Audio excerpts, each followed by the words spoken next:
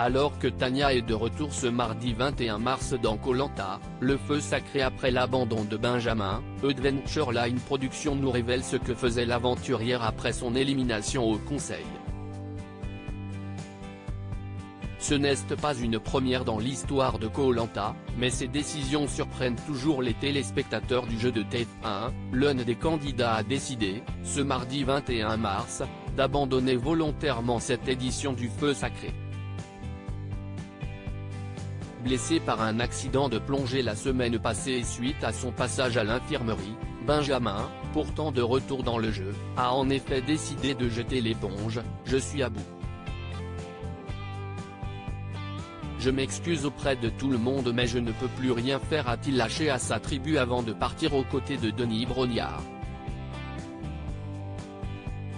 Surprise. Tania de retour dans Koh Lanta, le feu sacré contacté par Télé Loisirs, ce dernier affirme, aujourd'hui encore, n'avoir aucun regret, « J'étais vraiment au bout de mes capacités physiques. C'était impossible de faire autrement, donc c'était la seule décision à prendre. Partir a été une libération. Si est donc finalement Tania, éliminée lors du dernier conseil, qui est de retour dans le jeu. Une décision étonnante puisque, lors des dernières éditions, les abandons volontaires n'étaient pas remplacés.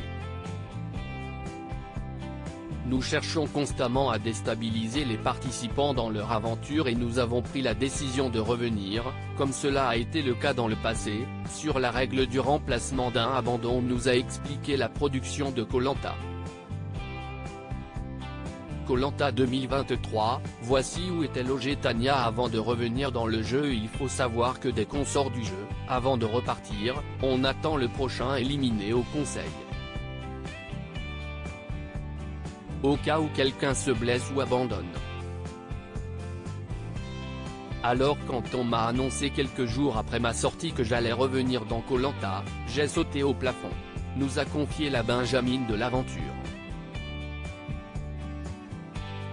Pouvant potentiellement revenir dans le jeu, ces candidats en transit n'ont donc pas accès à leur téléphone portable et ne peuvent pas entrer en contact avec leurs proches, nous précise Alp. Quant à leurs conditions de vie, elles sont plus agréables que sur Koh Lanta mais toutefois bien loin d'un hôtel de luxe. Ils mangent à nouveau chaque jour, mais de façon frugale. Selon la destination, ils sont hébergés soit dans un hôtel à l'écart des autres occupants pour rester coupés du monde, soit dans une maison louée pour l'occasion. Au cours de cette période, seule la visite de la psychologue est possible, si besoin. Les candidats sont également en contact avec un membre de la production. À lire aussi pas vu à la télé dans Koh Lanta, le feu sacré, ce détail vestimentaire qui a failli coûter très cher à Tania au début de l'aventure.